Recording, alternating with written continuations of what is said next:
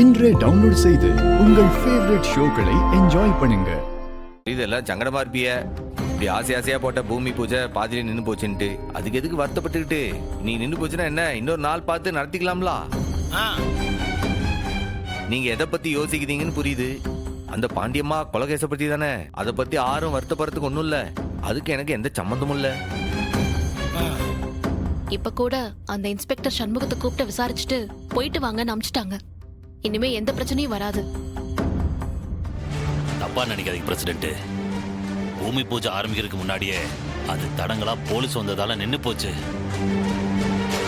நல்ல காரியம் பண்ண முடியாம போச்சு. இது பெரிய அபசகனம் இல்லையா? ஆமா பிரசிடென்ட், ஆரம்பமே இப்படி தடங்களா இருந்தா வேலை எப்படி நடக்கும்? ஏதாவது ஏடா கூடமா நடந்தா தெய்வம் குற்றமாயிடாது. அதுக்கு இல்ல பிரசிடென்ட், எல்லார் மனசுலயும் ஒரு இதுவா இருக்கு. இந்த தடங்கள்னால சரியா வராது. என்ன சரியா படல. இதை பாரியா சம்பவம். நாம ஒன்று நினைக்க சாமி ஒன்று நினைக்குதுன்னு சொல்லுவாங்க.